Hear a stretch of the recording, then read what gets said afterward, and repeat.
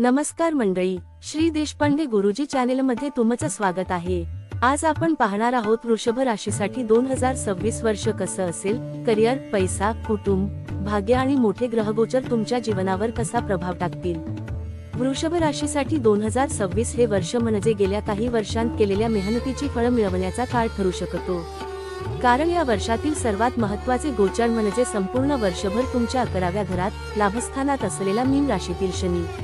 वृषभ राशीसाठी शनी हा योगकारक ग्रह मानला जातो आणि लाभस्थानातील शनी हा मोठा आशीर्वाद ठरू शकतो।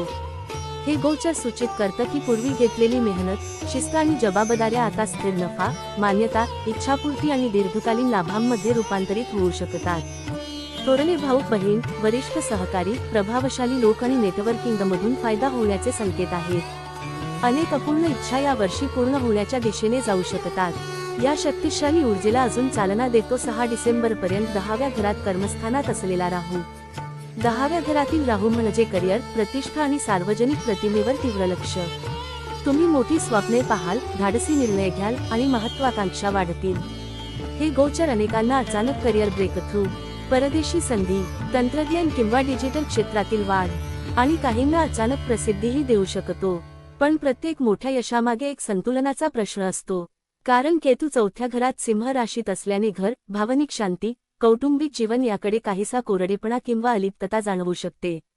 अनेक वृषभ राशीच्या व्यक्तींना असं वाटू शकतं की मी कामात इतका गुंतलोय की घरासाठी वेळच नाही। म्हणून हे वर्ष करिअरमध्ये उंच भरारी देईल, पण घर, परिवाराकडे दुर्लक्ष टाळा।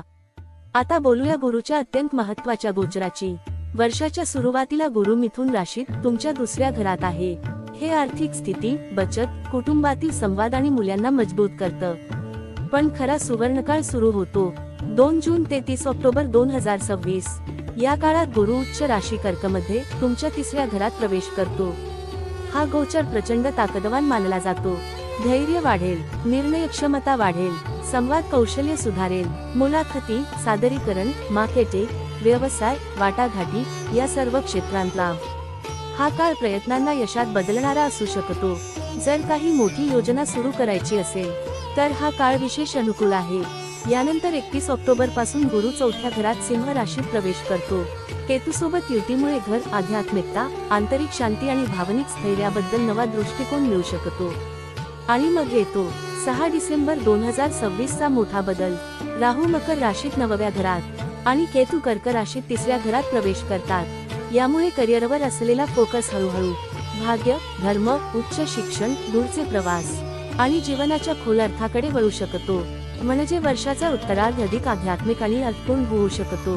एकंदरीत पाहता 2026 हे वर्ष वृषभ राशीसाठी करिअर, पैसा, लाभ आणि मोठ्या यशाचे वर्ष ठरू शकते। पण एक अट आहे, काम आणि कुटुंब यांच्यात संतुलन राखा। हे जमलं तर हे वर्ष तुमचा जीवनस्तर कायमस्वरूपी उंचावू शकतं। तुम्हाला काय वाटतं 2026 तुमच्यासाठी कसं असेल? कमेंटमध्ये नक्की सांगा। आणि अशाच सविस्तर राशी भविष्य, ग्रहगोचर आणि ज्योतिष मार्गदर्शनासाठी श्री देशपांडे गुरुजी चॅनेलला सबस्क्राईब करा, बेल आयकॉन दाबा आणि व्हिडिओ लाईक आणि शेअर करायला विसरू नका।